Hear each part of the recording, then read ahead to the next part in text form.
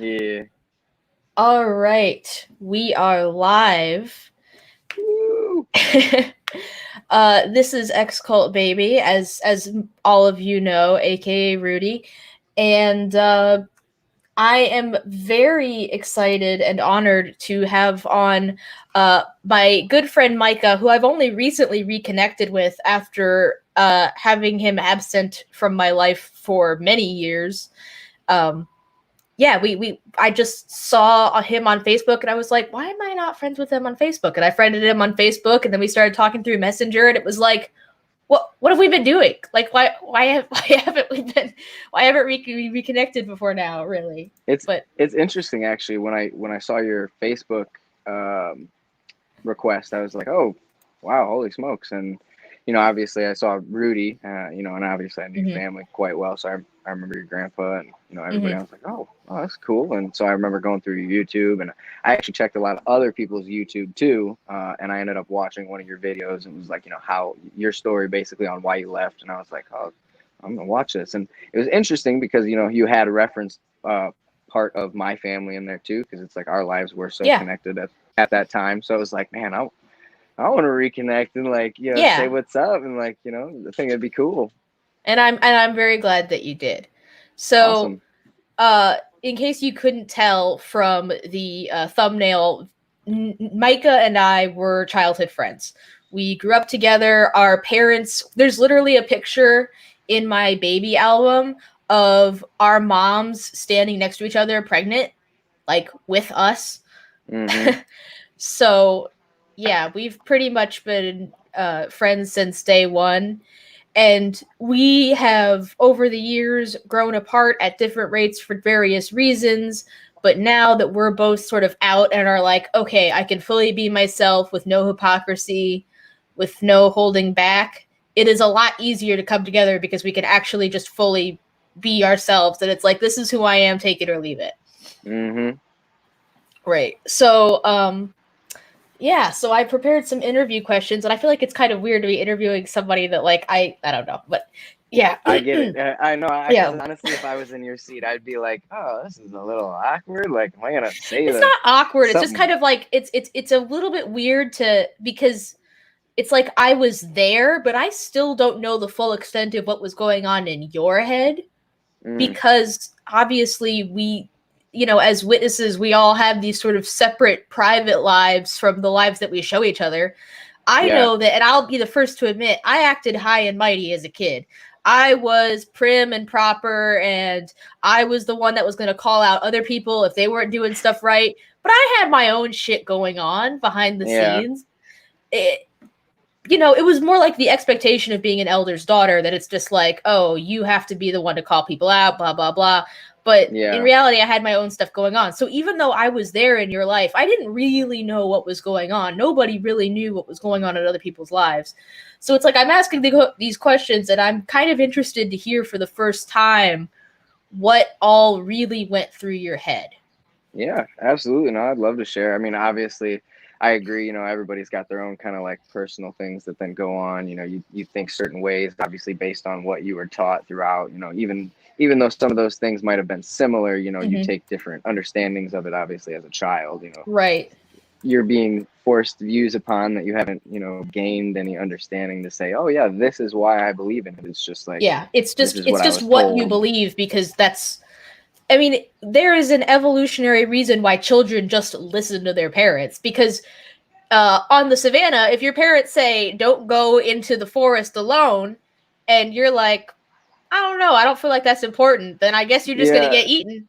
Like, exactly. but now it's like, but it's like, they can tell you anything and you will believe it at that age.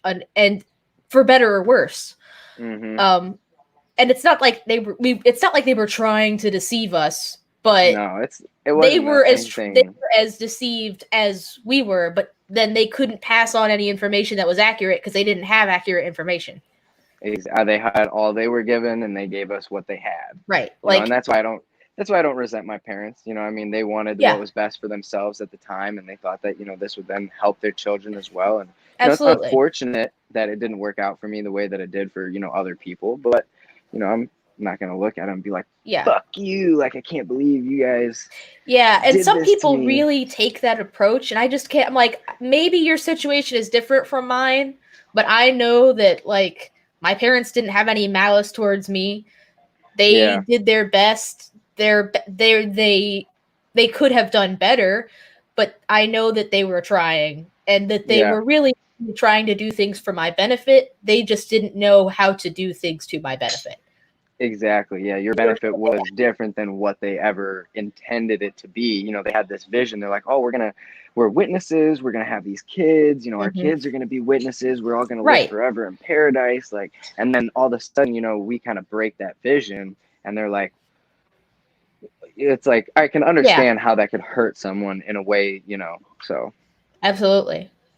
All right, so let's get into uh talking about some of your background. So you were raised a witness, obviously, pretty much from birth. Do you know how long before you came into the picture that your parents were witnesses? So my mom was about 11 when my grandparents decided to become witnesses. They did it for all the right reasons, in my opinion. Now, I know a lot of people who are in the witnesses. They're like, you know, I have friends here, I have family here, but they were like, you know, we want to find something that teaches the Bible. We want to live, you know, well. So congratulations to them for, in my opinion, doing what the best for themselves in that way. But so my mom became a witness around 11. I believe my dad was around like 22, 24, somewhere in his mid 20s. You know, he was kind of at a point where it was like he wants something solid, and somebody basically the way he's described it to me before is, you know, oh, they're like, you know, you do these things, you don't even have to think about it. It's not hard. Right. You do, you know, X, Y, and Z, and your life is amazing. You're going to have all these Yeah. things, you know, eventually That's this the is going thing to about happen. a lot of religions like that. They're selling you on simple solutions to all of your problems. So it's like, Hmm. okay, I don't have to think critically about this. I just do these things and I will be happy. And that is like, for It's, some people, that's just what they need. That's just what they need to hear. yeah, for some people it's a cop out, and for other people it's actually what they need to be able to survive in, you know, today's day and age, you know. So I can't necessarily blame anybody, but unfortunately them two then becoming, my dad becoming a witness, and obviously my mom then being in the witnesses for, you know, 10 plus years. You know, my Hmm. mom's a very goody two shoes, Hmm. so it was very interesting then for her to meet my That's not an dad. insult. We both love her, but but it is a fact. Yes, very. I've never met a more goody two shoes in my life. I remember as a kid, you know, watching shows. Obviously, you know, things have gotten worse as we've grown up, and you know, violence become more prevalent, and you know, all that kind of stuff. But I always remember as a kid, one of my biggest things is I used to think about a lot of curse words, and I felt like I was so fucked up. I was like, man, I just can't. Like, I want to say these words so bad, you know. I Um, don't know why that's so funny to me. because it's true, because you know, you probably were in somewhat of the similar boat, especially, you know, then going to school and everybody's saying it, You're and you're like, like, oh man, these are just that must words, feel. everyone Yeah, says them. It's exactly. part of vocabulary. I feel like there are some swear words that you're not saying it even to like swear. It's just like, I can't say, like, if you say, ooh, it was super crusty, that doesn't have as much of an effect as like, oh, that crusty ass thing. Like, Yeah, exactly. yeah, it's not even to be profane. It's just like, that's the vocabulary. That's how you Yeah. say that. Well, I brought that up to my mom actually one time. I was like, Mom, you know, like, are you telling me that you've never cussed in your life? Like, this happens to me all the time. She's like, Hmm. no, I can't. I've never done that. And I'm like, are you are you kidding me? Like, how? That's kind of sound. That was a really good impression of your mom, and For anyone that knows my mom out there, that was direct, that was spot on. spot on. Uh, but I just thought it's, you know, so goody two shoes. And then, you know, my dad, very similar to me, kind of a whirlwind. Hmm. So he's very strong headed. So even though he was in the witnesses, he had his own opinions and was like, he wasn't afraid to question stuff, as, you know, you should be, I feel like, as a witness. And I remember he ended up getting a lot of reprimand from a lot of people. And that was one of the biggest reasons that he ended up leaving, actually, which I was fortunate for, because that pretty much was my gateway to be able to leave. Is once my Right. dad was out, it was like, okay, it's chops. Because I mean, Mhm. even at the dinner table, it was like, oh, you know, your mom made food, I'm gonna eat it, you're gonna eat it. But as soon as dad doesn't like the meal, it's chops. Everybody can go make something different. You know what I'm saying? It was Yeah, kind of the it's same way very in much this that sort of witness situation. head of the household type of mentality of like, you know, everybody else can disagree with dad and you're just all wrong. But once dad says this is how it is, that's how it is. Exactly. Yeah. Yeah. So once my dad kind of was like, I'm not going to these meetings anymore. You know, I That gave obviously, all of you the freedom of choice that you didn't have I before. absolutely the freedom of choice. That's a great way to put it. Because I was going to say, you know, I feel like it kind of put me in a position to at first kind of almost, I want to say, boost my faith. And I was like, oh, you know, this happens to so many people. Like I'm now that one witness that's Yeah, in you've got this the predicament. unbelieving family member. Exactly. And then, you know, it wasn't long because to be honest with you, since about maybe 10, 12, I would say. I was living a double life, you know, a full on double life. I was doing pretty much whatever I wanted. I'd go out, drink, hang out with Mhm. people. I would, you know, do things that as a witness you'd be like, oh, that's what are you like? You're the Mhm. worst person in the world. But Yeah. it Stereotypical was, worldly kid things. yeah, exactly. I don't think it was like I had a grace period after that, probably around like 15, 16. And that's around when I got baptized. And then I think right after that, I was like, oh, this is garbage. Oh, what did I do? And then I was out, you know, I pretty much just, I didn't have to Yeah. do anything. I remember my mom was just like, look, after this, you don't have to come anymore. And I was like, I'm out. Deuces.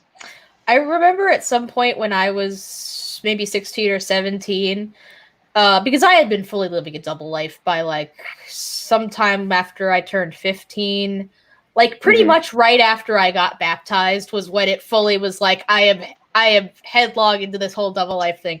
Um, Mm-hmm. but at some point my mom asked me, are you just going to be 18 and out? And I'm like, what do you mean 18 and out? She means like, are you going to be like, you're going to turn 18 and you're just going to leave? And I was like, I don't know. I Never thought don't know. about it like that before. Right, like but it was like at that point that it was like, huh, I guess that I don't actually want this life, do I? Like I definitely don't act like I want it. So Mm-hmm. uh yeah, It's I in, that's definitely very relatable. so let me ask you this: when you actually like consider yourself having left, you know, I mean, I would assume you'd kind of count that as your disfellowshipping, right? Yeah, but Or I was still like mentally in, but oh, okay, and that's right. You know, I do remember actually talking to you after I learned you were disfellowshipped, and you were still kind of like it back was and the forth. day that it was either the day of or the day after I moved out that you called me and we had a conversation and I was still fully in my brain. I was all Jehovah's Witness. And you were You like, told oh, on you're me. out. So you must be cool now. And I was You like, told I'm not, on me. I know. And I was like, I'm not cool. I'm not like you worldly sinner person. Because when I left, I had the mentality that I was going to let the world chew me up and spit me out, and then I would go crawling back. That was Yeah. exactly what I thought was going to happen. So I was still just as much of a holier than thou, goody two shoes, Mm-hmm. whatever. Even though I was doing the sinning and stuff too, I still had that mentality, which is just Mm-hmm. absurd. And I know that I've apologized to you for that, but again, I am Oh, I. sorry. That was that It. Here's the thing. you know where that came from, I guess. But It affects your life only if you let it. You know what I'm saying? And the way that I understand that is because of I actually did some research into other religions. My grandma's actually Buddhist, so I've had some chances to check out which other grandmother religions. on your dad's side? Dad's side, yep. Because And obviously it's not your mom's side. They're yeah, I witnesses. think all my mom's side except for after my grandparents, I think were like Catholic, Mm-hmm. and then my grandparents changed all that. So, Mm-hmm. um, oh goodness, I lost my train of thought. You were saying something about looking at other religions. Yeah, I know that. I remember that part. It was just before that that made me lose my train of thought. I was like, oh. You were kind It's of. okay. It was kind of like an "it is what Oh, it you were is" talking type of. about apologizing. Like it's not. It only affects your life if you let it. You know, and people who are in the witnesses let that kind of thing. So if an elder was like, "Hey, you know, you're reprimanded," you know, people would be like, "Oh no," you know. But I mean, if you really if you're in the religion because you care about learning things about the religion, it doesn't matter. I mean, all the Jehovah's Witnesses do is go to a meeting, every couple of days out of the week to try to prove to each other who the better witness is. It's just a competition. I mean, you're not Yeah. going there to really exchange information. You're trying to see who's the better witness. I remember there was sort of a looking down even on people that went to the meeting, but they would leave right afterwards and they wouldn't be associating. Like that Yep. even was like, like you're not being a witness the exact right way if you Yeah, don't do it all exactly. this way. Which, yeah, that's just all ridiculous. It's very interesting though to think that people let that affect them that way, because Yeah. I mean, now I look at it and it's because I remember when that happened. The only person I actually felt bad for when that happened, when I had called you that day, was Destiny. Yeah, Because we and had I still specifically feel talked bad about that because I her. don't know what the repercussions were for her. Nothing, zero. Nothing happened? Actually, she's disfellowship now and married, or is marrying the dude who she had a relationship. Kind of I fucked didn't up. know I she don't was know. disfellowshipped. Yeah, Damn. it's very interesting. So me and her kind of had a relationship, okay? And then she left me for this dude, Andrew, who I was close to, all Yeah. right? And then I remember in the middle of their relationship, she was like, "Oh my gosh, I was so unhappy. Like, I loved you. I don't know what I was doing." And I was like, "Well, then why are you in this relationship with, Andrew? You're just, what are Because you going to he's a do?" good spiritual guy. Exactly. And then eventually, she realized she wasn't happy. And then she went back to this other dude who had a super fucked up past with her. I mean, like, he's, I think, 20, 28, 30 now or something. I Ooh. mean, and when they were originally dating, she was like She was, 15, yeah. 16, and he was like 20. So, I mean, Ugh. like, and now she's always been kind of back and forth with him. It's a very odd situation. But it didn't really affect her obviously at all. Now she's, Yeah. in the best spot for her. And, I'm Mhm. not gonna, laugh at her or anything like Yeah. that. She's in the best spot for her now.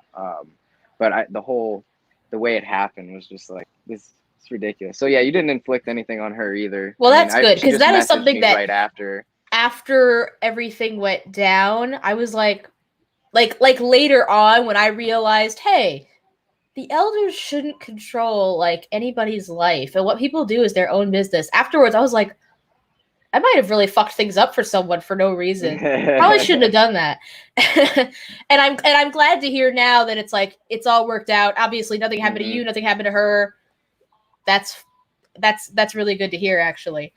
Um, it is just it's so interesting to think about because all of us as witnesses put up this facade of being totally devout and all of this.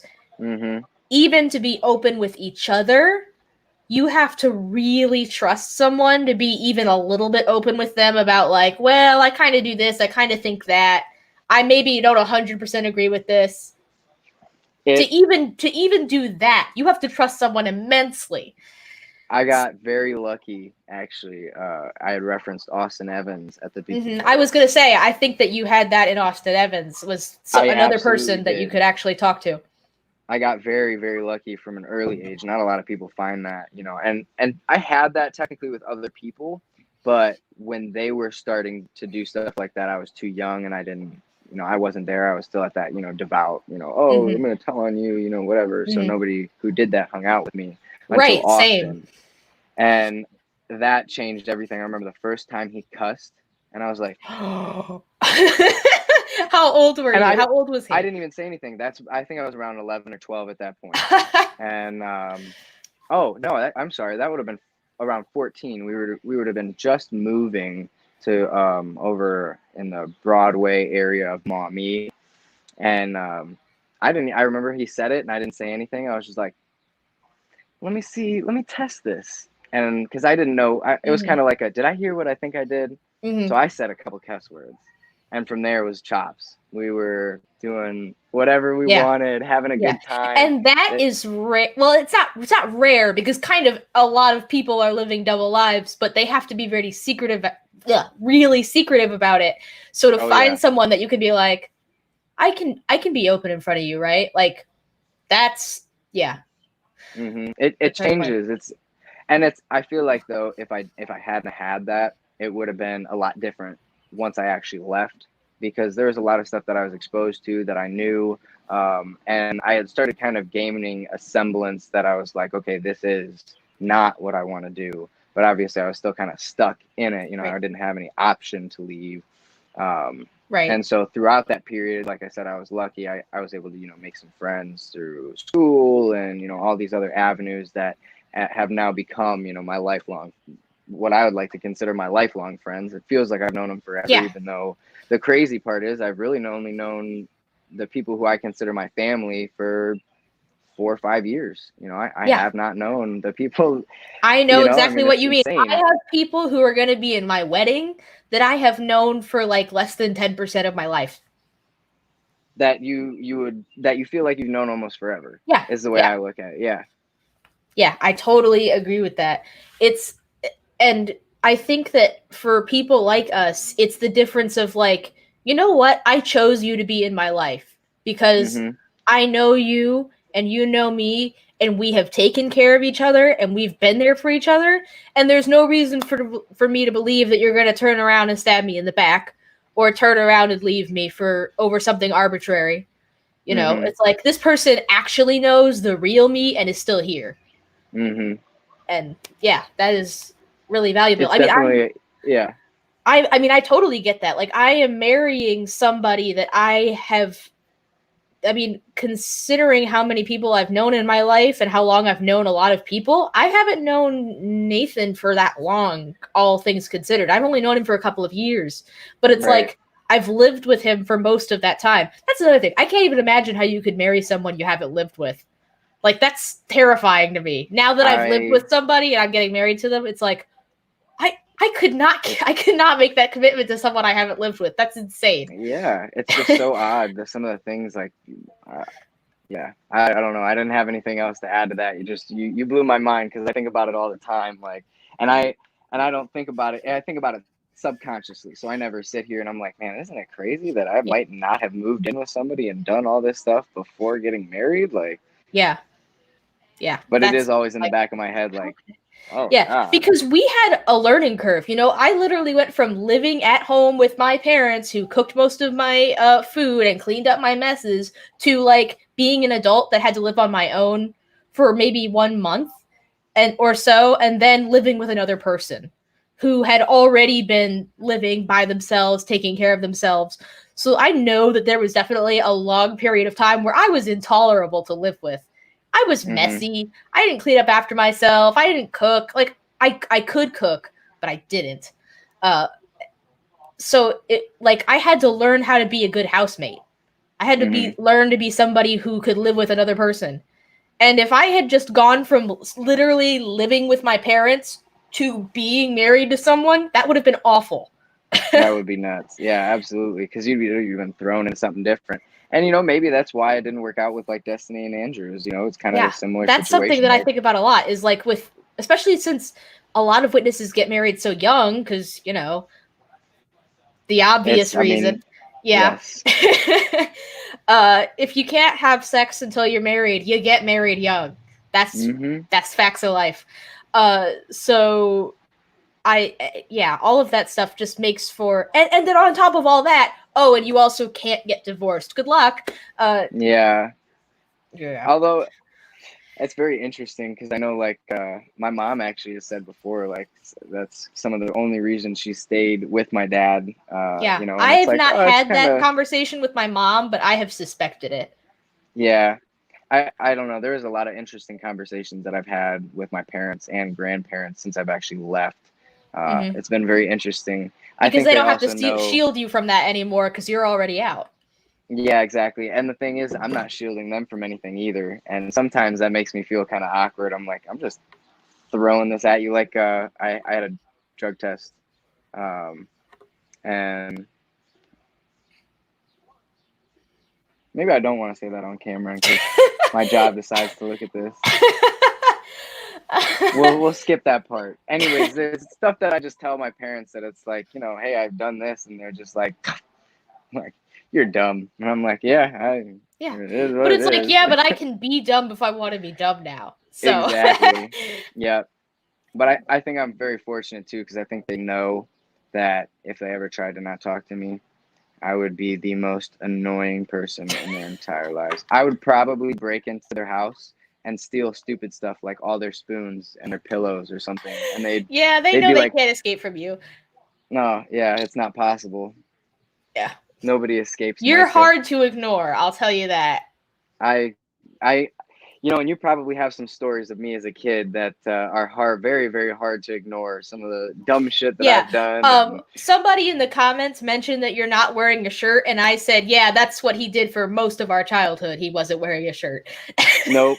It's funny too because I actually mentioned that before we went live. I was like, oh, maybe I should put a shirt on, and then I was like, I don't normally wear shirts, and Yeah, you Rudy only said it wear a was shirt when cool. you So I have was to wear a like, shirt. That's just you being you. And I mean, it's summer now. I mean, it's hot. You're talking to the person who wears shorts through the yeah, winter. yeah. You know what I'm saying? I can't. So I the can fact that imagine that you're boiling alive even without a shirt on because I'm you, sweating balls right now. man. This is a conversation is so nostalgic. I am thrilled. Um, but as for actual somehow jumping back to actual interview questions because we've also both got ADHD. Very So hard. yeah. um, I guess I should ask, when did you start having like doubts or temptations as a kid? Like, were you just devout pretty much up until the point where you weren't? Oh, your camera just went black. Oh, there you go. Oh, now your audio's out. Hold on a second. It's fucking up. Gotta wait till you get back here. Uh-oh. What the fuck? Okay, I there don't you even are. know Now what I was you're gonna back. do. Now you're Is it gonna back. reconnect? Ah. Oh, jeez. You probably had to step out and then come back in. We'll see if that works. Oh, jeez. Oh, well, that happens. Of course, as soon as I ask my second question, right? Here we go. Oh, somebody tried to call me, and then as I Oh, went to put okay. my phone on Do Not Disturb, I clicked turn off cellular data. Oh, no. Just gonna. So I'm like, Okay. oh god, I can't see or do anything. Okay. Okay, so you asked me a question, and It was I don't basically remember about what when that you was. started having doubts And have or I sort of lost like connection temptation. twice now? Oh my gosh. Bro.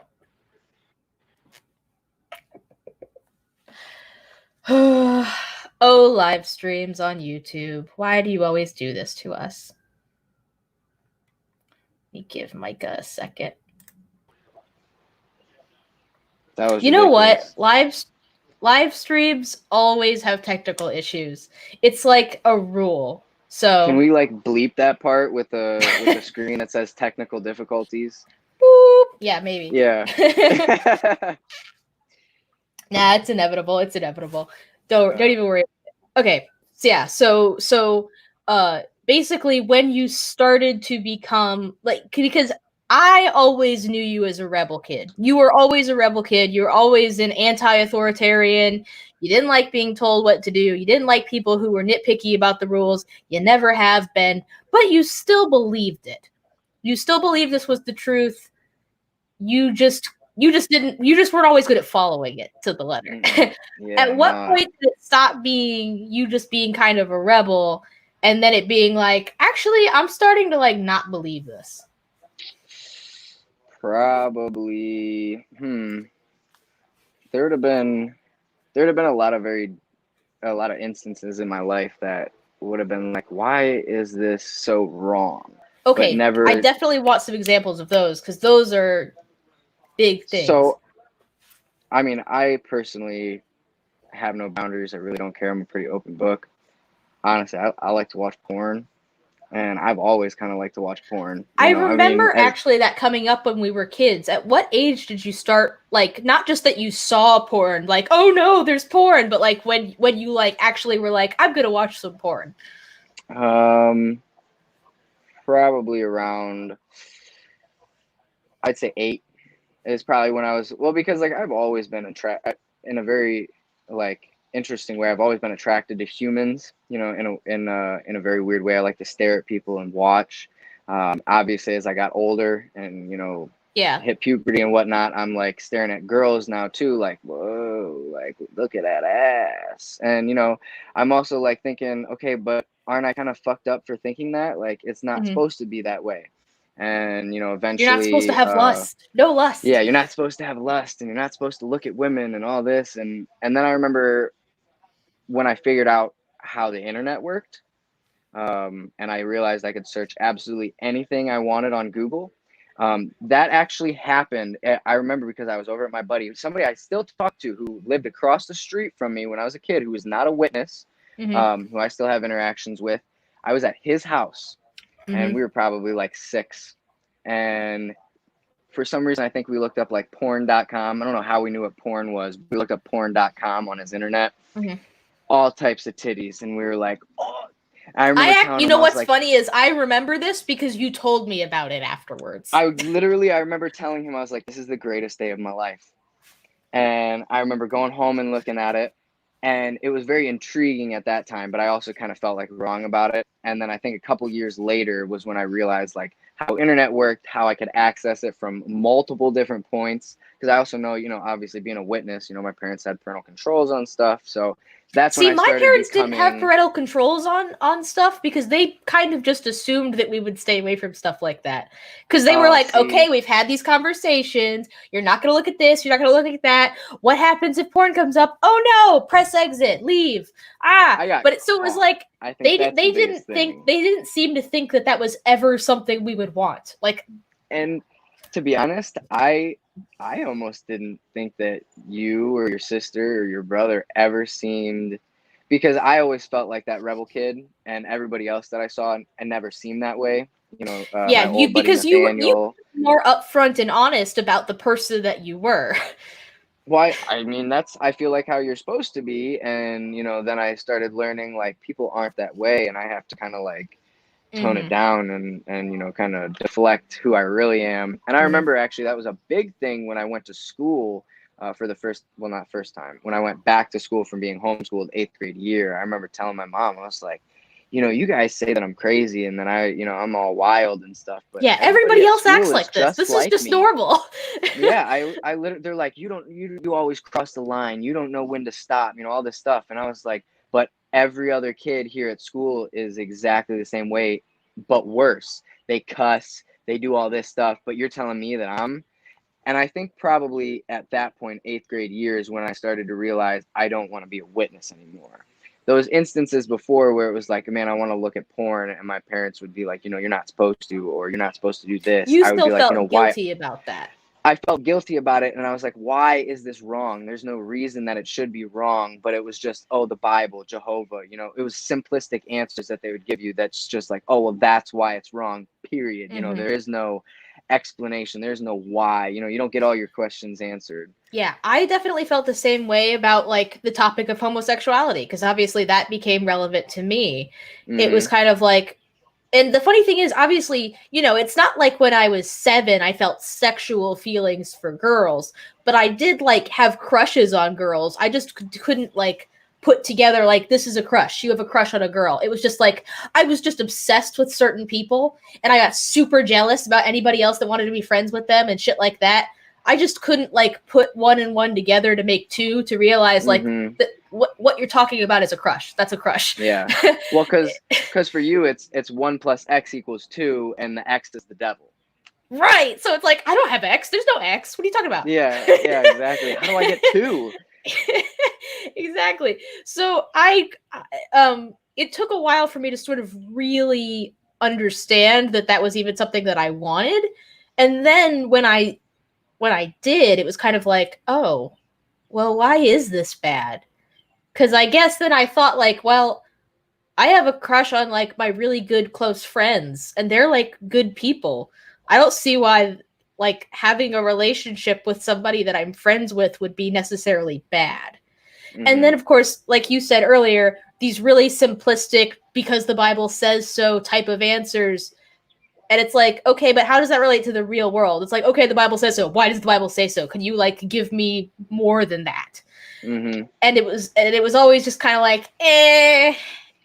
And I think that's a lot of where that people don't have to do critical thinking as a witness. They're just, that's Yeah. it. They chalk it up to that every time. Oh well, yeah. I mean, they have these examples in that yearbook that they come out with every year, and they're like, oh well, this person has no job and they have nowhere to live, but they prayed to God and they kept preaching, and somebody showed up with a box of food on their doorstep. Like that's that person being nice. That's not you praying to God and your God giving you Right. stuff for preaching all the.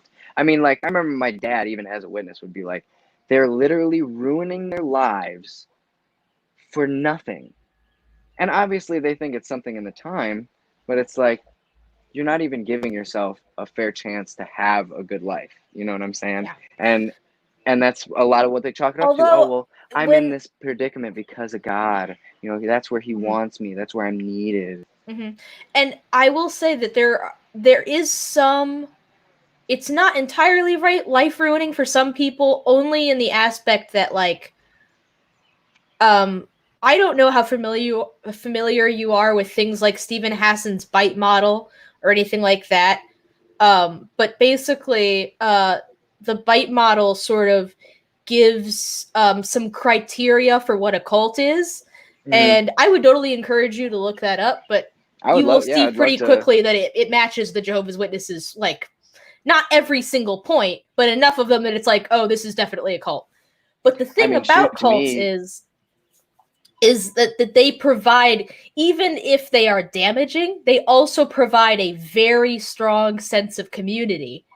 And some people who are like, if you're broke, if you're dead ass broke, sometimes just having other people who will not let you starve is like the most important thing you could have. And when the witnesses show hmm up and they're like, we love you so much, we're going to love bomb you, we're going to give you gifts, we're going to make sure that you're going to be okay, even if you lose that job because you had to go to the convention or whatever, like, that's literally survival for some people.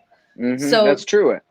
yeah, I they're going to guess, get involved yeah. whether or not the rest of it has an advantage to them or not, just because there will be people backing them up.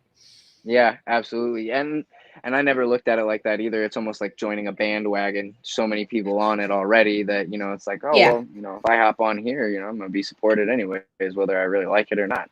Right, right. And I don't know, I couldn't ever do something like that. No, And I I think couldn't either. And that's I how I feel about it now, is like, no matter how much I need people, I'm not going to like sacrifice my integrity for it. and I think honestly though, part of that has also given me a problem in like the real world because, I'm like, okay, do I go and commit to this job that I might end up not liking? Like, wouldn't that just Yeah. be bullshit? Because then, but it's also It is hard to then find you the have to draw line. the line exactly because you're like, well, I need a job, I need money. You know what I'm saying? But do And I that's want a to part sell of my soul for that money? exactly, but at the end of the day too, you got to look at it realistically. Like there's really nowhere else that you're going to go that you're not going to sell your soul for the money. It's just an Yeah. inevitability. It's just very interesting. They don't teach you certain things like that growing up as a witness. Everything will be okay one day. Everything that's going on out here is fake. You don't Yeah. really have You to don't worry even have about to all worry this. about the bad things because it's like, well, someday it'll be good. That's all you Yep. need to know, is someday it'll be good instead. Exactly. Oh, well, you don't really need to find something that you're passionate about to do for the rest of your life because most likely in your lifetime, Armageddon will come and all Yeah. this shit In will be your crap. lifetime and in your parents' lifetime and your grandparents' lifetime and your great grandparents' lifetime, all of them thought they weren't going to graduate high school before the end came, and Here yeah, they here. are. Yeah, I never thought I'd be able to drive a car. I remember I actually used to pray back when I actually used to pray. yeah. That stopped actually very early on because I never noticed a difference from it. But I remember I used to be like, please let me. I want to just drive a car before Armageddon comes so I can drive a car. You know what I prayed for happening before Armageddon? I wanted to see the last Avengers movie. I remember being in the Hell theater. yeah. I remember being in the theater after the first Avengers movie, and then it was like, oh, coming soon, or like, the Avengers will return in 2000 whatever, and I was just like, I mean, I want the end to come, but low key, I want to see that next movie first. Yeah, exactly. You're like, man, I want to see this just before the end comes. Yeah. It's Ugh. funny the little things that you're like that you want to happen before, Mhm. supposedly everything's gonna go away. Right. And it's Was like, there oh, I want anything the end to come, but I do want to see this movie first. was there anything that you were like, oh man, I can't wait for the end to come to get rid of that shit? Like, uh, the Trump presidency, I think, was probably the last thing that made me go like, oh, the end's gotta come before I gotta deal with this shit. but that's probably the last thing that I can specifically remember, because honestly, the closer I got to actually leaving, the more it was things that I wanted to happen before the end came, rather than like, I want the end to come soon so we can get rid of this. You know? Gotcha. Yeah. Okay. Absolutely.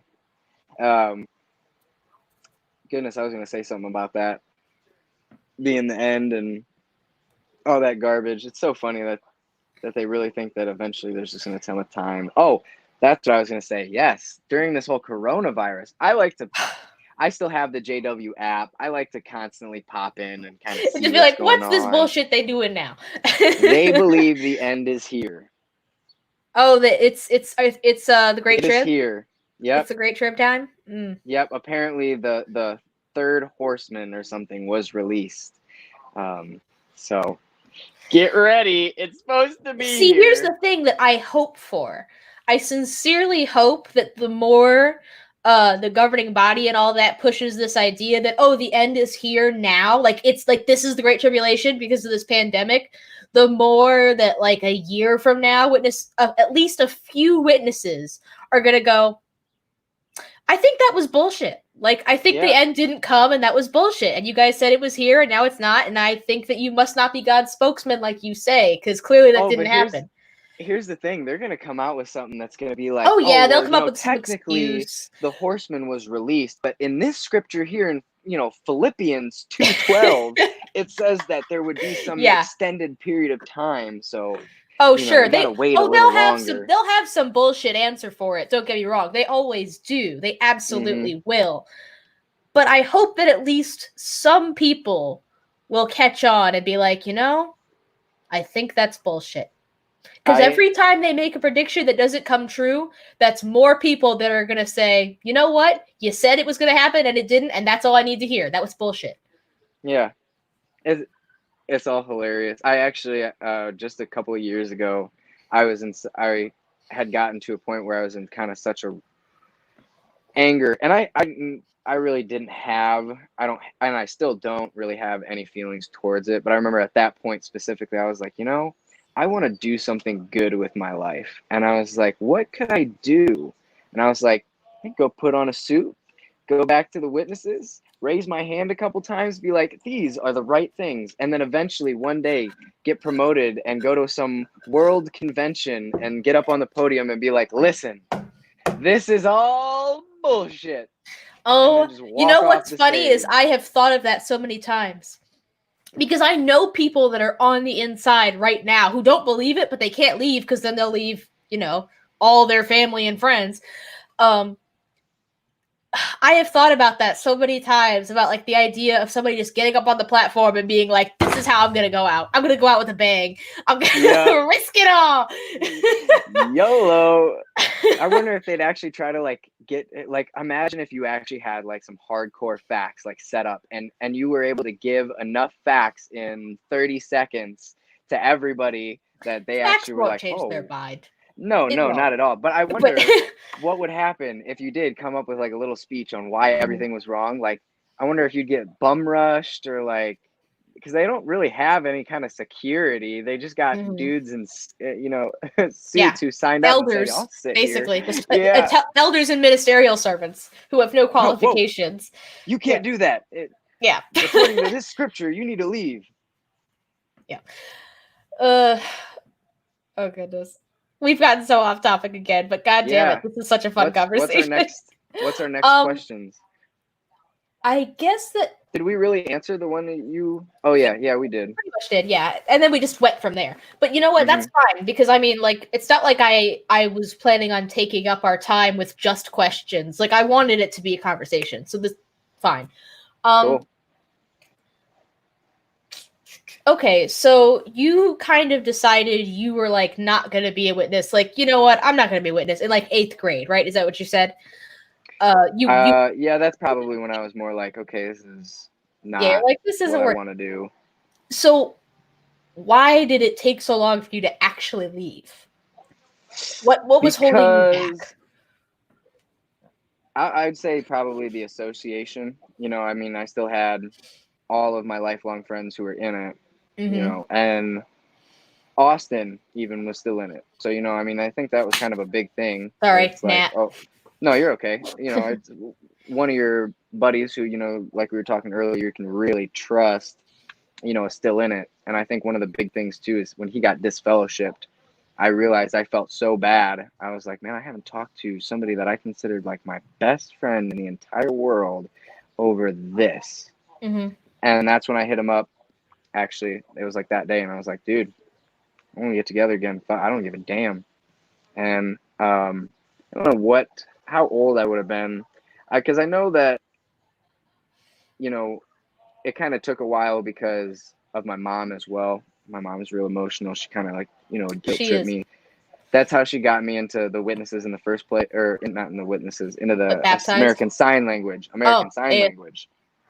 I only went to American Sign Language because I told my mom, I was like, Mom, if we go here, I will literally not be getting anything.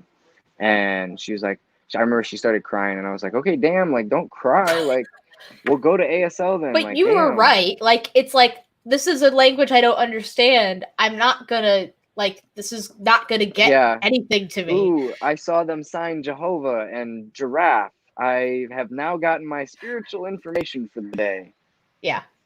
Like, I mean, I think that's also what probably put a huge, Oh, you know what? no, go Now that ahead. we're talking about that, sorry, I'm changing the subject again, but I want to do a video soon where I talk about the unique sort of experiences of being in the ASL group, because there are Absolutely. some things about that, like, you know how in the ASL congregation you basically go around asking for people's personal information, which is predatory as hell Mm-hmm. and really fucking weird.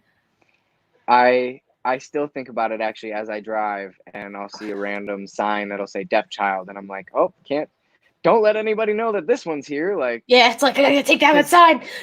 I mean, I couldn't, I felt weird when we would go and do that. We'd drive around, be like, oh, I remember I'd be like, oh, there's a sign, deaf Mm-hmm, kid. And they'd be like, no way, where? I'd be like, right mm-hmm, behind us. And we'd quick mm-hmm. whip a Yui, and we'd all split up and go banging on. I mean, we would bang on Uh-huh. people's doors because if they were, you know, deaf or whatever, then, you Yeah, know, they're probably not going to yeah. hear it. The thing is, though, like, even at the time, I will say I was grateful for that because I felt like we weren't getting anything done. And I didn't Yes. feel like I was spiritually in a place where Yes. I was trying to teach anybody anything. So it was like, I'm fine if I have no RVs, no Bible studies. That's fine.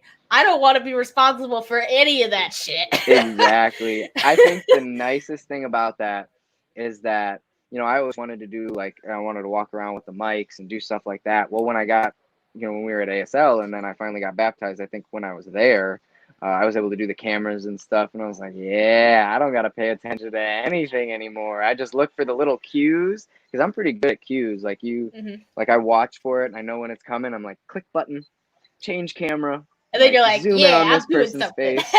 Yeah, because I mean, I didn't really care, but it was fun to, you know, at least kind of do less and somehow more Mm-hmm. Because you at a have Kingdom Hall, privileges to put buttons. push buttons. Yeah. Yeah, I outwardly showed that because that's all that baptism is in the first place. I remember being told that a lot. They're like, oh, well, you know, baptism is just the outward symbol that you know, gave your life to God. You already privately did that, you know? So it's Mm-hmm. like, So so it's why do like, you guys put so yeah. much?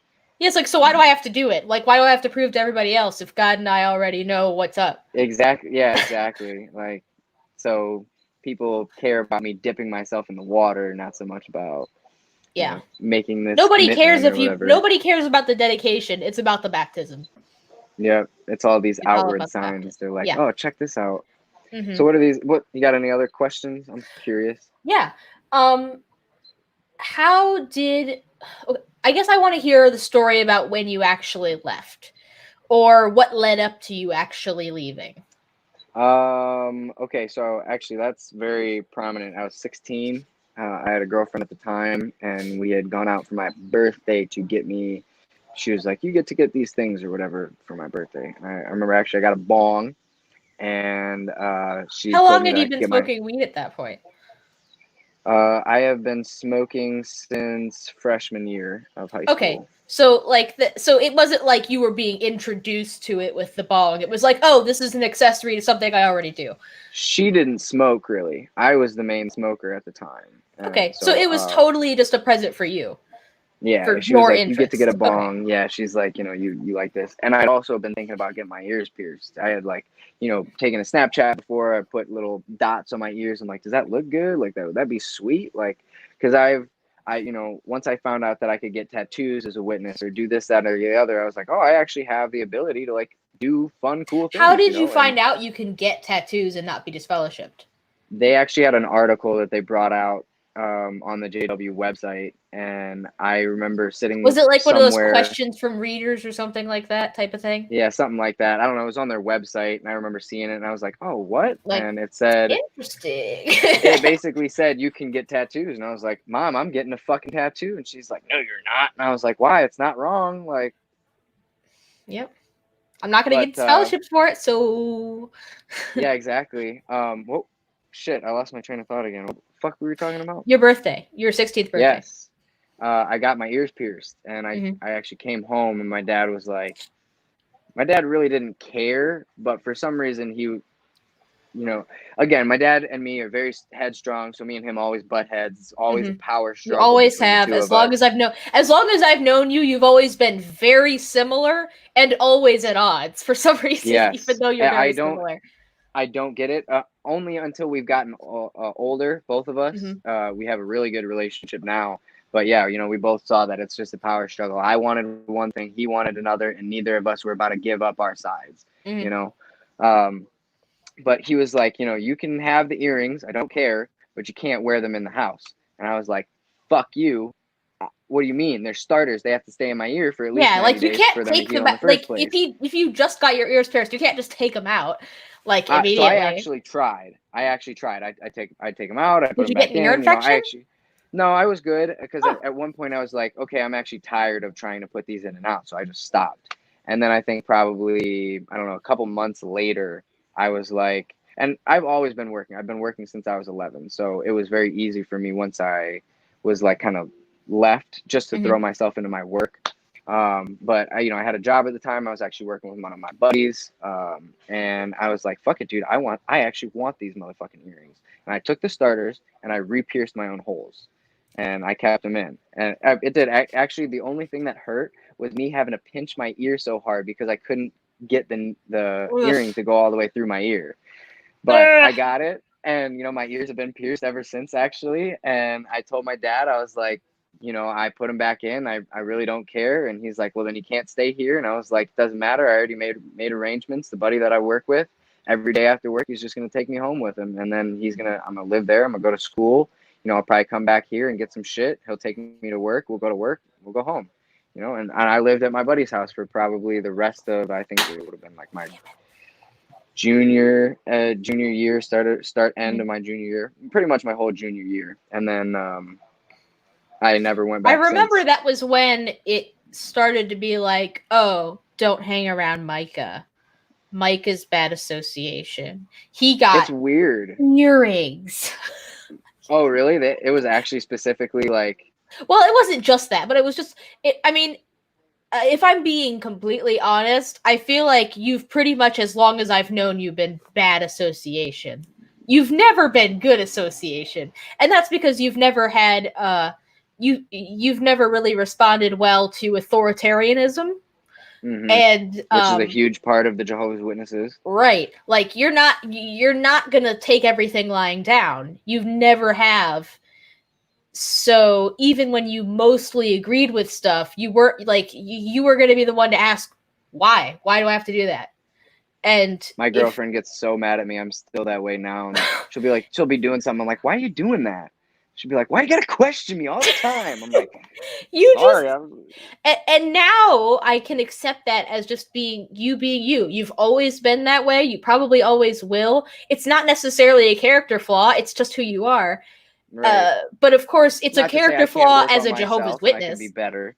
Absolutely. I think everything as a witness is a character flaw. Like Oh, you're any level of originality and wanting to be something else is a I want to character flaw. know I want to know the first person who like wiped their ass and actually slipped a finger in their butthole. They were like, I gotta go Somebody's tell the got to do it elders. first. I gotta tell the And it elders. was like, I yep, enjoyed gotta this and tell I on feel myself. wrong. Gotta tell on myself.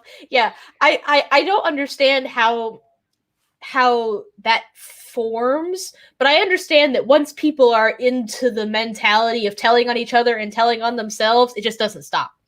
No, it If, really does not. unless there's people like you in the works who are like, I'm doing my own thing and I really don't care. I got very lucky too because my parents took that into their own account as well. I know a lot of parents who would be like, "You need to talk to the elders," because unfortunately, that's what actually happened to Austin. Austin's parents were like, "Don't talk to us. Don't go talk to the elders." With me, I was like, "Hey, look, I've done this, that, or the other," and my parents would be like, "It's not that big of a deal." You know what I'm saying? I remember the first time I got drunk and I was like, "Dad, I think I kind of fucked up. I feel bad. I did this, that, or the other." And he's like, "Dude, it's really not that big of a deal." And then of course, I might get a whooping as a kid, or once I got older, it was more like, you're grounded from this, and my dad would show me scriptures, and then eventually it all just stopped. My family also was never, I feel like, the strongest in the witnesses in the first place, because I know you're supposed to do tons of family study and personal study, and that And was you guys were never. never really that into the scheduled life of a Jehovah's No, Witness. no, not at all. I mean, even when it came to praying before meals, we only prayed before dinner. That was it. You know what I Yeah. mean? So it was never I something. mean, we So didn't. I will say our family was way more into that stuff, and we didn't pray before breakfast and lunch most of the time. really, We I didn't always do thought you guys daily were text way every stricter single. than us. We were stricter, but like we still weren't the perfect. Like I think that there is no perfect Jehovah's Witness family, and everybody who thinks that somebody else is doing better than us is just kidding themselves. I Yeah, really think that there's nobody that prays before every single meal. There's nobody that reads the daily text every single day as a family. There's not one. That's yeah. how I think about it, because I think that everybody looked at my family as that family, and I know that we weren't that family. It'd But be interesting. I'd be very curious to know some of the inner lying details of Nathaniel's family, because yeah, honestly, man, I have I miss that wondered. dude. I I miss have that dude wondered, so much. when did Nathaniel stop hanging out with you? Because you guys were really close when you were younger, and then of course at some point it was like, oh, Micah's bad association. Yeah, I don't know. Probably, honestly, I'd probably have to go through my phone and look for pictures. There would have been specifically, I remember one time that I pretty much hung out with him, and then after that, it kind of just stuttered out, and I would be like, hey, let me come stop by real quick and you can check this out or whatever. We had gone to the Apple Butterfest at McQueen's, Ooh, and I that's remember the because stuff. he actually was going there and we were leaving, and I was like, can I just stay here with them? And they were like, yeah, that's cool. You can kick it with us. And so I was like, cool. And I think it was pretty much somewhere around after that we really stopped hanging out. I don't know. Because I messaged him maybe, I don't know, 8 months, 9 months ago. It was closer to a year ago. And Right. I was like, hey, you ever thought about like kicking it or anything? Like, or do you even care? And he's like, he gave me a very interesting answer. Very, Not a very. straight answer. No, it's very Nathaniel. He was like, and I get where he's coming from a sense, like, because I have people that I hang out with who we don't have all the same interests. You know what I'm saying? Yeah. You and I have probably very, very different interests, very different, Yeah. opinions Honestly. on various things. But here I am talking to you. I have no problems with you. Shit, I'd even love to come hang out with you because it's like Yeah. I'm an adult. And You I know what I'm think that saying? we are both at a point in our lives where we're like, we are the people that we are, take it or leave it. You don't have Yeah, to pretend to be somebody else to fit in with people. So it's like, well, if we hang out and we don't have a lot in common, we'll just look for the things we do. And that's exactly. it. That's the Yeah, tall and short of it. and he texted me back basically like, oh, we're two different people now, so there's no point in us ever even like kicking it. And it was like, Damn. I actually, that was the point, and that was, like I said, just recently I deleted every single person off of my Snapchat, off of my Instagram, off of Facebook, off of my contacts who was still a witness. I got rid of Nathaniel's number, Selena, Destiny, Andrew, everybody. I just deleted them all. It's like, you have no purpose in my phone anymore. You know what I'm saying? Because Yeah. I'm still here, and I I am. actually did that on the day that I moved out. But I Well, did it good for you. I mean, not because of that, but because I didn't want to have the temptation of contacting them and messing up their precious spirituality. That's like oh, really that's the right. You did mindset that say I you were had. still kind of like, Yeah. a Jehovah Witness Yeah, mindset I when you was left. See, for fully still me, a witness in my head. for me, it was not at all like that. It was like I haven't even really left. I mean, because I didn't get You disfellowshipped. I mean, I never guess nope. you've never To officially been me, disfellowshipped, have you? Yeah. nope. I'm still just considered inactive, I guess. Which is Honestly, I weird don't because really I feel like everybody pretty much knows that you do your own thing, right? yeah, my grandpa's an elder. I really I don't think this will ever get back to him. If it does, I'll beat up whoever it does anyways. My grandpa's an elder, and I've taught I have a kid on the way. Actually, I don't know if I've told you that. I have a daughter Yeah, I coming in have. I heard September. about it from your sister first, actually. And Yes, congratulations. thank you. I'm very excited. My grandparents know that I have a kid on the way, so And obviously they you're know not that I've married. had. Ah! Yeah. And they, I've told them like I've smoked cigarettes, I've smoked weed, I've done this, that, or the other. And, it's very interesting because my grandpa has a very different perspective on it. And I can see where me and my grandpa are related in that way. Mm-hmm. Is before my grandpa came into the witnesses, he smoked over a pack of cigarettes a day. He did a bunch of this other shit. My grandparents had sex before marriage. They had, my mom real young. I mean, like the whole 9 yards. Mm-hmm. So I feel like from a perspective, they're thinking like, okay, we get it. And I think that it might also partially be a little bit different if I was disfellowshipped. I actually don't know how that would work.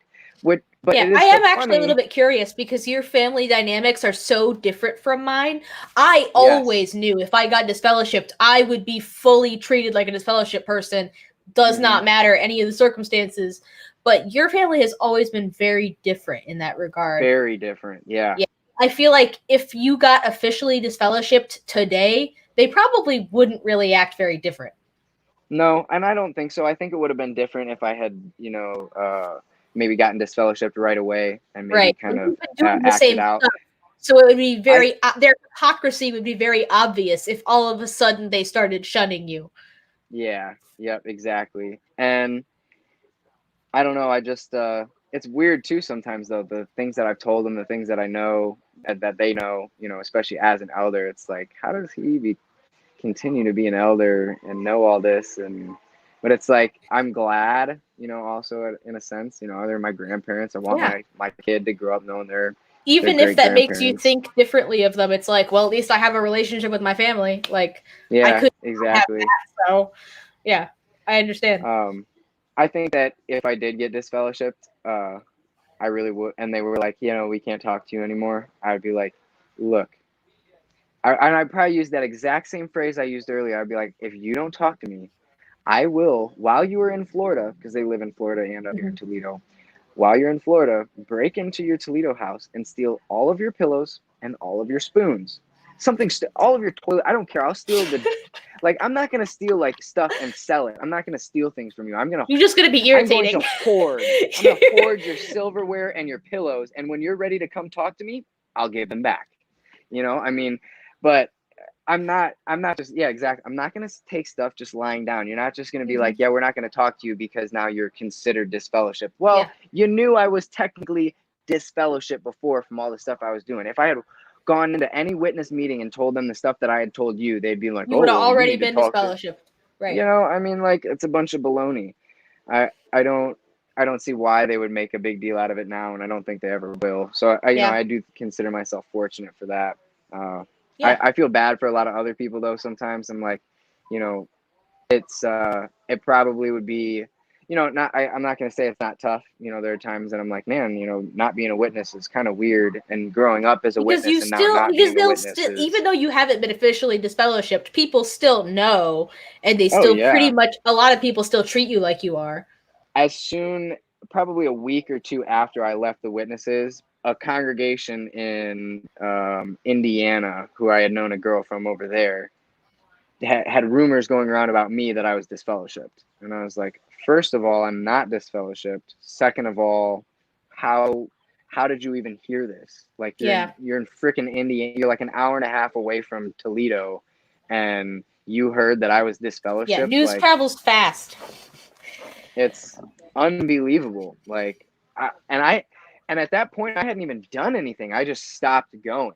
I mean, my mom Right. was like, "Yeah, you don't have to go anymore," and I was like, "Okay, cool." Like, and I didn't go anymore, And then all of a sudden, people are like, "Oh, did you hear about this kid, Micah? Like, he's Mhm. disfellowship now, or he did this, that, or the other." And I'm Mhm. like, "You guys don't know I diddly." remember being not only confused, but sort of pissed off that you weren't disfellowshipped. Because, and it wasn't just because I thought it was justice, but also because of jealousy.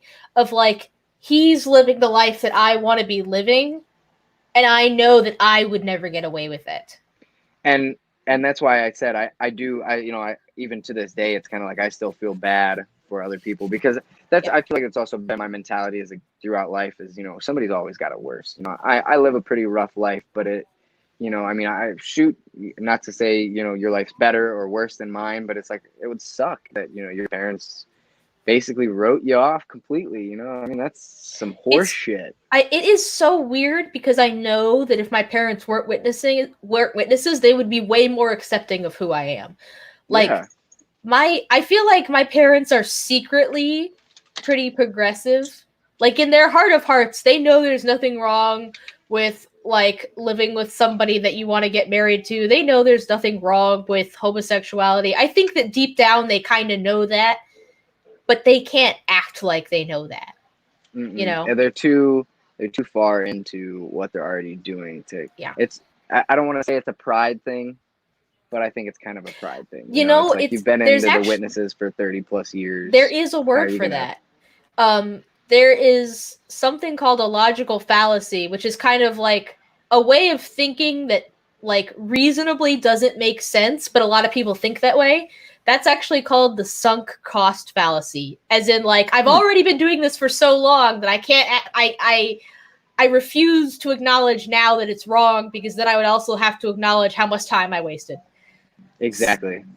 So, And yeah. and I also feel bad actually for my dad at that point because he thinks about that a lot. He's like he feels like he wasted all of his life. Mhm. He's now 50, almost 50, and he's like, what do I have to show for it? I mean, yeah, he's got a good business going for himself. He's doing some stuff, but he doesn't really have any friends. Yeah. I guess I can't say he Because doesn't all of really. his He friends doesn't are, have any friends. yeah. I mean, and for him too, he moved a ton as a kid. So I mean, from Hawaii to Texas to So Toledo doesn't have to old friends either. exactly. I mean, he was always constantly going somewhere new, learning new people and all kinds of different stuff. So it's just I do kind of feel bad for him. I definitely I told him the other day I was like, well, I guess I one upped your pops, because I'm very much in a similar situation that he is that he was around my age, except that I'm not in the witnesses and I You have got friends. out of the witnesses, and that's what Yeah, got you into this situation. Yeah. exactly. Yeah. But I don't have regrets towards the witnesses. I don't feel like oh they fucked me up. I feel like a lot of it's a mostly myself. You know what I'm saying? I was in it. I believe these certain things, and I have regrets for doing things certain ways based on those Yeah. thoughts, actions, and feelings. But I'll never regret the witnesses themselves because I'd like to have hope that most people who are in the witnesses are doing so for the right reasons. They want to serve God. They want to Yeah. have a better. They're not there to try to hurt They people think like it it's hurt true. you and That's me. why they're doing the things that they're doing, because they think it's true. Yeah, And they think that ultimately it will be good. yeah, It may not be obviously good right now, but they think that ultimately they are doing the right thing. And I feel exactly. the same way about it. It's like I can't fault the individuals for that. I mean, I know that there's some people who are a little bit more aware and do things that are shady, that are like obviously shady, but the vast majority of them are just they're just believers and they Yeah, are exactly. wrong, but they don't know that. So, I can't hold that against them by any means. And I definitely know that my parents fall in that category. Yep. My dad and my mom have always been devout. My grandparents, as long as I have known them, have always been devout on both sides of my family. It's my family legacy. They're they are in it because that's what they were taught. I was They're gonna not say, wouldn't trying that to game the system. They're trying to fuck anybody over. you I know, mean, you'd be considered third generation too, right? yeah, I would say we're both considered third generation witnesses. It's pretty crazy. It's like, holy shit, yeah. like 3 generations of And people. we broke the cycle. I am so glad that we did. Yeah, What yeah. a terrible cycle to have continued to keep ourselves in. Do you ever think about that in terms of like your brother and sister? You ever think about that like with Abby, and you're like, man, I kind of feel bad that she's still in it, or did you I know?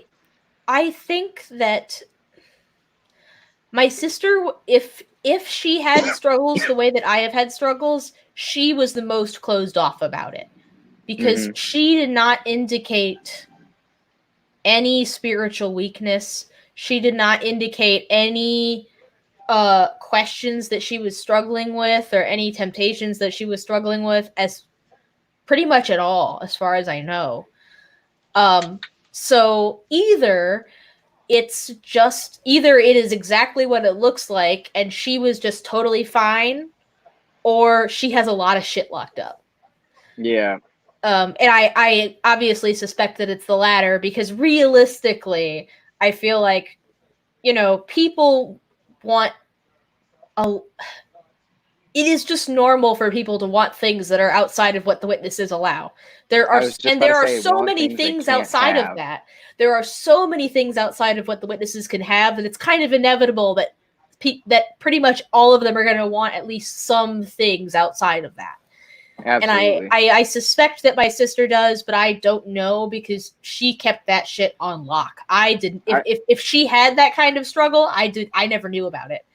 I Uh, never thought that she was kind of the same way Nathaniel was to me. Is like the most straightforward, mhm. very. I was like, Yeah. how? I was one of the closest people to her, and I never really got a sense of any struggle that she was having. My brother, on the other hand, I know he struggled because we caught each other with boyfriends and girlfriends and we told on each other, like as teenagers. Nice. Like so I know that he had his issues and I had mine. And we struggle with a lot of the same stuff. In fact, I really miss David all the time because I can imagine he's going through a lot of what I was going through. And Is to he? think that Have he's you at going through all that reached alone, out to each other? Like, I and is have he? reached out to him and he has pretty much just been like, okay, like, you know how David is. You know. Yeah. Uh he's rough. And I didn't know. I to be honest, I thought Monica might have gotten to him a little bit more than maybe she has, because I know Monica is now where I was probably around like 15, and she's around like 18. I think she'll be 19 Mhm. this year. So I mean, like I've seen all the stuff that she's like, oh, you're a bad person for doing this, that, Yeah. or the other. She's now I've like, oh my god, I understand what you were saying, and I'm like, yeah. I've kept in contact with Monica actually quite a bit. good, awesome, She was one of the people that I at some point I had like I told you before, when I first left, I deleted everybody from my phone because I didn't want to risk spiritually weakening them. But later on I was like, why the fuck did I do that? Because not everybody's going to shun me, and I should acknowledge mm-hmm. that. And I remembered that when I initially left home, Monica was one of the people that contacted me and was just like, I'm so sad. I want you to be here for me. I want you to be my sister. And at the time, of course, I didn't respond because I was like, oh no, I'm going to spiritually weaken her. But then, like a year later or something like that, I reached out to her again and was like, I miss you too. I miss you a ton. I love you so much. And we don't have to be apart if you don't want to be. And since then, we've reconnected a lot. Cool. And I mean, I took her out to the movies once, like sometime last year, and we had a Sweet. fun little time. And yeah, I bet she actually really liked that. I bet yeah, that's probably helped her too, because obviously I can't give her straight advice, necessarily, because most of it is just going to be like, you gotta kind of, I don't know, I don't want to throw her to the wolves, but to me it's like everybody threw me to the figure it out. You yeah. gotta figure it out. I mean, And obviously I'm gonna give her advice. I'm gonna be like, this is the way you should do it, but until she figures out like, oh, he was right, that is the way I should do it, I kind of mhm. let her fend for herself sometimes. Mm-hmm. But she's I doing good. It sounds like. I mean, Yeah, I think it's she has a huge good head on too. her shoulders. Yeah. Yep. Absolutely. She knows when too far is too far. And I don't know what made her come to the conclusion that, like, I believe a lot of this stuff, but I know shunning is wrong. I don't Yeah. know what made her come to that conclusion, but whatever it is, it indicates to me that she has a brain in her head and she can't, like, even though she was indoctrinated her whole life just like the two of us were, to some degree she hasn't taken everything and just been like, yep, yep, yep, yep. She is critically analyzing things to at least some Yep. degree, Yeah. and I am very happy about that, and I'm very proud of her for that. Absolutely. Yeah. It's good to see. I mean, because I know for a little while I kind of wrote her off as like, okay, I'll Mm-hmm. tell you what I'm doing, but you're gonna be a dick and think that I'm fucked up for it. I really Mm-hmm. don't care. And then now we've gotten a little bit closer. I mean, me and her have smoked together. Me, her, my dad smoked together. I mean, it's so badass. Like I never thought I'd sit here smoke a bowl with my sister and my dad, but there I I can was. tell you right now, I literally can't imagine smoking a bowl with any of my family. Yeah, I mean, it Maybe is my just. brother, maybe, Man, but I would love to see David again. Although I really don't think David ever really liked me much. I think I was kind of too Dave, overbearing for I him. think that David's problem was just that he was like me, but even more self-righteous. I think that he felt like he had to compensate even more for his own failings by judging other people. And again, that's not to say that I didn't do that. I definitely, absolutely fucking did. I think that he feels that pressure even more for whatever reason in his own head that he feels that pressure. But I feel like he is, despite him being even more openly bad and worldly than I ever was, he is even more judgmental of other people about it than I was somehow. It's so funny how it works. Yeah. Oh god, I miss that kid. But I have a feeling if anybody's going to leave it's going to be him. But I hope.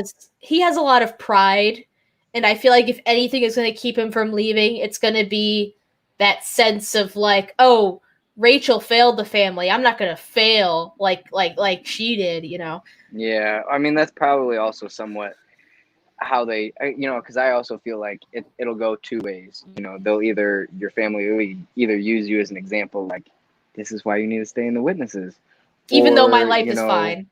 yeah, exactly. Or they're gonna, or the individual, specifically David in this case, is gonna look at you and be like, "Oh, okay, like maybe I should also be doing something like that." Which Yeah. I feel like Monica has kind of started to grasp and do, and I feel Mhm. like David's either kind of on the fence where he's like, Yeah. obviously I haven't seen him either. And do you know anything? So here's what I actually heard that Savannah is trying to go back. Oh no. Oh no. I hope not. Hey, Michaela, didn't you say Savannah was trying to go back? Michaela knows Savannah? Savannah, wobble. Yeah, didn't you say she was trying to go back to being a witness?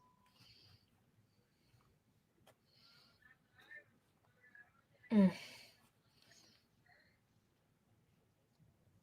I don't know. Oh I god, I remember hope her not. telling me a while ago. Shit, I might have to call her and just be like, "Hey, you want to like hang out sometime?" Cuz here's Right. the thing, and this is just a funny thing about me. Uh when I get drunk, there's a few things that I do. When I get drunk, I can't help but tell the homies how much I love them. When I get drunk, but only specifically with wine, I get kind of horny. And the other thing is, when I get drunk, I go on rants about religion, and you cannot stop me. Like, I'll just Rant. get started, and then I'm like talking for an hour, and everyone's like, you're absolutely right, And I'm Yeah. just like, and another thing. Yeah. You're like, oh, I forgot this motherfucker. Yeah. This one time. So, There's so many things that you could bring up and be like, oh, this. this, that, or the other is bullshit. And Hmm. this time came up after that. That was bullshit. Yeah. It's all just a bunch of bullshit. Yeah, that's pretty much the conclusion of most of my rants is it's all but just a bunch of bullshit. Yep, exactly. Got But got any yeah. other questions for me Um specifically? I guess I wanted to ask more about, oh, you said you didn't regret anything, and that was something I wanted, or you didn't have regrets about that specific, about leaving basically. Um what is your life like now? What do you feel like you have gained from being a witness? What things sort of put you back, you know? Probably, I remember as a kid never thinking that I had a Bible trained conscience. And now being out of the witnesses, I realize pretty much everything I think about is like biblically trained, you Yeah. know. And for that, it's just kind of irritating. Um, I wouldn't say there's a lot that's really different about my life. I feel like all of the stuff kind of that I wanted or felt like I needed to pursue or, wanted to experience, I did. Mhm. So now I'm just kind of at a point where I'm almost back to feeling like a witness in a sense that I'm like, what do I want out of my life? Where do I want to Mhm. see myself? So now I'm at a point where I'm like having to go back and reevaluate because my morals, my values are all different now. So like what Mhm. I You have wanted to as a actually think kid, about, instead of being told what it is that you're supposed to think and feel about everything. Now you have to actually think, what do I think and feel about everything? yeah, exactly. So I mean, it's kind of put me, I feel like, at a disadvantage. Sometimes I kind of feel irritated, more or less, at it, and it makes me kind of want to give up. Like, do I really need to do this? And I think that's also a huge thing that I had from the witnesses is that I think about death a lot. It's like, oh, Oh yeah. eventually, especially because now it's kind of more of like okay, I'm very realistic. I understand that. Uh, Let me put it this way. I'd probably consider myself agnostic. I can't say this doesn't exist, that's not true, that's not real. I have Yeah. zero evidence to point me in that direction, and I have zero evidence to prove anything either. So I'm Right. kind of at a point where I'm like, you know, Yeah. I I don't know consider what myself an exactly. agnostic atheist, which basically means I have nobody's proved to me there is a God, but I can't say definitively there is definitely no God. There's Yeah, just no God as far as I'm aware. So I'm yeah, not and I can claiming I definitely understand know, that. but yeah. I'm going Yeah, to act in my and life as if there isn't one because I haven't been proved that there is. exactly, and it's not like that's a bad thing, and nobody. We're I'm like getting off track of basically what I was saying, but in terms of like my life being different, you know, I have a kid on the way. I definitely probably wouldn't have a kid on the way if I was still a witness. Um, I have Probably because moved. no good sister would marry you. Oh no, definitely not. Yeah, I would have found somebody who was probably on that same like brink of leaving, and we would just be extremely unhappy in our lives Mhm. completely, until we die. So, I guess the biggest thing is like I was saying earlier is just that Bible, like my Bible trained conscience, Mhm. because it seems like that kind of follows me everywhere in a lot of what I'm doing, and I also feel it kind of holds me back in a lot of ways, and I feel like that's something that I have to try to look out for when it happens. And I Mhm. don't necessarily have any specific examples of that I could think No, of. but I know what you mean. There are things that I have had like initial reactions to, like, oh, that's wrong. And then I thought about it more and I was like, why do I think that's wrong? Is it just because I was told Right. that's wrong? Or like, is it actually wrong? And then I thought about it and actually evaluated it for myself afterwards because but it does still, like, it's always there. You have to take the time to confront those things and then actually critically evaluate them for yourself before, because otherwise they're not just going to go away, Yep. that even if you don't believe it anymore, that's just how you've been trained. That will Yeah, be there exactly. until you consciously get rid of it. Yeah, and I think that I'm I I want to say I'm partially grateful for it because I feel like it's put me at an advantage that a lot of other people don't have. My ability to speak, my ability to filter out what I can and cannot say is well above most other people. You know what I'm saying? If I want to go in and be a total ass kiss and get whatever I want, I can because I was trained that way as a Yep. witness. So now Ass I'm kind of kissing at a is point. a valuable Jehovah's Witness skill. Absolutely. And I kind of almost feel like I'm like, well, if I hadn't have been a witness, I wouldn't have these morals and these values that I'm happy to pass on to my daughter. But I feel like being taught that way as a child put me at a major disadvantage. I wish I could have been able Mhm. to, throughout life, throughout my experiences, get to the point that I'm at now, because I Right. feel like I would have been, I everything that would be going on inside my head would be so smooth. I'd be able to get Mhm. from It point A wouldn't to be so point like, B. wait, fuck, I gotta get over this Yeah, other shit. exactly. Right. Yeah. There's like seven other, I got to go to A, B, C, D, E, F, and F before I can, Mhm. make a conclusion on something because of it. So I'd say that, the things that I gained from the witnesses are both strengths and weaknesses, depending on how you play it. And I think I it also then goes individually as well, because it's like, you may, and obviously it's very hypothetical. You may not like the way, you use your Bible trained conscience. So you've tried to specifically get to a point where you, almost don't have one, where you use, and not to say, that's a bad thing anymore, because that's how it sounds as soon as I mhm. said it out of my Yeah. mouth. I'm like, you don't have a Bible trained conscience. Uh-huh. But yeah, for somebody who would be trying to get away from that, that's not a bad thing. Put yourself in a better mindset, make things smoother for yourself. But I kind of like the fact that I don't know, I'm always so back and forth about most things. It's like I like the cards that I've been dealt, and then there's times where I'm looking at these Yeah. cards like, who the fuck gave me these? Why are you kidding me? Yeah. I totally get that. I'm in therapy right now, my guy, and like it keeps coming up like, hey, you have way too high of standards for yourself. Like you're like my therapist is always telling me you are too hard on yourself. Like you like this is a totally random example, but like I like to knit, right? And you know that Hmm. about me. I've been knitting for Yeah. years. I got to the point where I would just stop knitting if I started a project and then I got bored of it, but I wouldn't let myself start another project. I'd be like, no, you have to go back and finish that other project that you didn't like doing. And then at Yeah. some point, my therapist was just like, instead of that, why don't you just start a project? And if you don't like it, don't do it.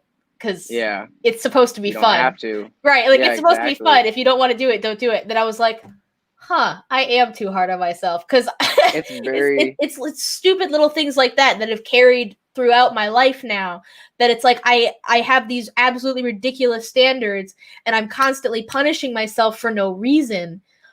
That's a very good example. I actually didn't even think of. I do it all the time. I'm like, I'm supposed to be up here doing these things, but instead I'm down here doing Mhm. this. You And it's never like, see like my therapist had so much to do with just reminding me like, okay, maybe you're not exactly what you want to be, but look how far you've come. Like, mm-hmm, holy shit, you left a cult. You're out on your own. You have a family, and you have two cats, and you have an apartment. You have stable living conditions. You're doing what you love. Like, yeah, maybe you like don't work out as often as you'd like to, but like you are still in a great fucking place considering where mm-hmm. you came from. And I think that's also just a big witness thing, is it's like you yeah, don't beating focus yourself on the, down. yeah, exactly. You're like, there's always something you can do to be better. You know what Mhm. I'm saying? Oh, well, you thought you were so perfect in this realm. Well, there's always something else, it's always something else to find that's shitty. Mhm. So Because you yeah, have and to feel like a piece of shit all the time as a witness. You have to remind always, witnesses are always reminding each other and always reminding themselves, remember, you're just a piece of shit. I, You're just a I piece of remember Jehovah's little shit in the toilet. being told, they're like, we have to pray for forgiveness. And I was like, why? Oh, well, we're sinners, we're imperfect. We sin all the time. And I'm like, we sin all the time? Yeah, even when we're not doing anything, we're sinning. So we have to constantly ask for forgiveness. Like, so now I'm kind of stuck here, like, man, I'm just a piece of shit 24/7. Like, there's Yeah, no getting because that's around the that. mentality that we've pretty much been given. And those Yeah. are cards you don't want to be dealt. But at the same time, you're right. There are a lot of advantages, I feel, to having been raised as we were. There are certainly a lot of things that we avoided that we could have been exposed to. Like, I was never exposed to violence or drugs at an early age because everyone in my family didn't do violence or drugs. And at the very least, like if that, like even if that's something that I got into at an older age, I still wasn't exposed to that as a small child. And for that I will always be grateful. You know, like even if I decided to like join a gang or something, it wouldn't be because I had no choice because of my upbringing. Right. It was like, this is something that you want to pursue right here. Yeah. I don't know why anybody would choose to be in a gang, but you know. You know, I'm not gonna lie. I thought about it when I first I know left. you I did. was like You were such a wannabe gangster. You have always been such a wannabe gangster. I just wanted to feel like a badass. And you really always thought you were. That's why. Oh man, I love having this conversation because it is so nostalgic. It's funny too, though, because you know, that being the case as a kid, now that I'm an adult, I'm overly paranoid. I'm like, who's gonna come attack me? You gonna come get me? You're like, and so, yeah, literally, like constantly looking over my shoulder. Who's there? So it's like that. That whole persona is something that I would love to have, and I think that part of being a witness kind of kept me from it. Not so right. Obviously not. I'm not talking about specifically like being in a gang or being, you know, a gangster or something. But just like being the badass that you sort of pictured yourself as. Yeah, I never got to, and I think about it a lot too. I'm like, you know, it used to make me sad when I was probably a couple years ago. I was like, whoever little Micah was and whoever little Micah wanted to be and whatever little Micah thought of and all that stuff that little Micah was supposed to have and grow up with is dead. I don't know who this Micah is that's sitting here in front of you today. You know, obviously still remnants of, you know, the kid that was there before, but everything is so different. You know, it's changed so much since then. It's like, what happened? Wish I could revisit it. And you think of it initially as like, what happened to me? But then you're like, you know, this isn't bad though. I just would have thought it was bad. When you get at Walmart. Yeah, Kayla. Okay.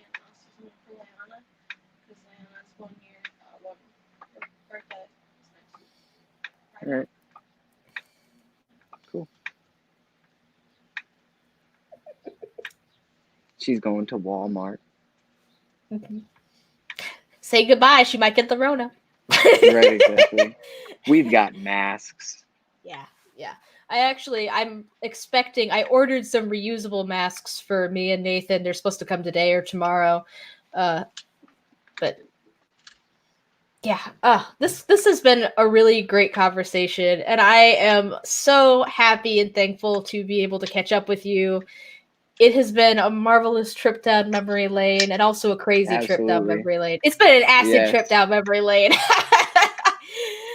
Oh, but man, I'd love to do it again, you know, anytime. This is a good reminder of why we were friends. Yes, absolutely. And I think that was one of my biggest things too, is once you had sent me that request on Facebook, I was like, man, I want to get back to something like that. You know what I'm saying? Because I remember being able to talk with you, but we were both held back by all of the witness stuff that had to come in between what we really thought and felt, you know, and judging each other unnecessarily. Very unnecessarily. Actually, I can still remember a time where there was some bandana gang that we had, and we were on the monkey bars. On the monkey bars. And I remember somehow I got kicked out of the gang, and I was pissed. And I went and sat in your shed. I remember what it was. You wanted to be president and co-president, but I was like, no, we're both co-presidents. You can't call yourself the president and be the co-president. That doesn't work. I don't remember that specifically, but that is hilarious. And you were trying to say, no, we're equal. And I'm like, well, if we're equal, you call yourself co-president. That's hilarious. Good times. Why were we so into bandanas? I don't know. I still like bandanas now. I remember that being like a little prize or something. Your mom would be like, you do this during history class or whatever, and you know, you get a prize and she'd have a box of bandanas or something. I remember how much you sassed my mom. And I just remember being like, every time I'd be like, oh no, here we go. Okay. I still don't like your mom. I'm sorry. You know what? That's fair. You don't have to like my mom, Micah. Ain't nobody asking you to like my mom. My mom asked me to like your mom for the longest time. Yeah. And you were like, I ain't having it. And it's like, and now that you're an adult and you don't have to be her student, it's like, fine. You don't gotta like my mom. That's fine. Yeah, not at all. Oh, what a wild ride. Do you have any concluding thoughts? No, not specifically. No, I'm happy to have caught up, and I'm excited to catch up again sometime, and hope anybody else who joined the live chat or has got something out of it, or took something away from it and was able to kind of place it into their own life, or maybe somebody who's trying to come out of the witnesses, and they don't have to be so afraid. I have a lot of Extra Jehovah's Witness followers on YouTube. Well, not followers, subscribers, duh. But I think that the main thing a lot of them get out of it is just feeling like they're not alone. Yeah, and that's sort of why I still kind of do this sort of thing where it's like, I'm not putting new information out into the world. These are experiences a lot of people had. This isn't news. But what it is somebody else who did go through that can hear this conversation and go like, yes, oh my God, that happened to me. Absolutely, totally been there. And they just have the knowledge that they are not alone in this. Right, exactly. So hopefully somebody has gotten that out of our conversation. And I've just been delighted to have this conversation. Man, as soon as it is safe to not be social distancing, we are going to get drunk together. We're going to get up to some old school shenanigans. I'm about it. I'm all down. Oh God, I can't wait. And well, do you have any concluding questions or anything? My only concluding statement really is just that I'm glad that we both made our way out in whatever ways we made it out. We are out, and that's kind of just what's important at the end of the day is like, hey, we're here. Yes, absolutely. We're out and we are alive. You will. Right. It won't bite. It doesn't bite over here, I swear. Yeah. I mean, it might, but it's not going to bite any more or less than being in does. So you might as well do what you're going to do. Statement. Oh, go ahead. Come to the dark side. Yeah. Basically, the dark side isn't really any worse than the light side, except that you actually get to do what you want. So exactly, it's the light side with extra pizzazz. Yeah, I was so depressed when I was in that I really just had the idea that look, I'm gonna go out and I'm gonna get killed in Armageddon, but at least I'm gonna die happy and not exactly fucking miserable going all the time. Out with a bang. Mm-hmm. All right, I am going to go ahead and end this broadcast. I am so thankful for everybody in the chat who has stuck around, and I hope you've all enjoyed it. And again, thank you to my wonderful guest, Micah.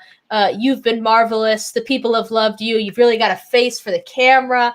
Gorgeous. Right? Great job. Thank you. I know with this quarter crazy hair. Well, everybody has bad hair right now because nobody's getting a haircut. So it's not just you. Yeah, fair enough. All right. I am X Cult Baby, reminding you all to go free yourselves. Thank you so much for watching.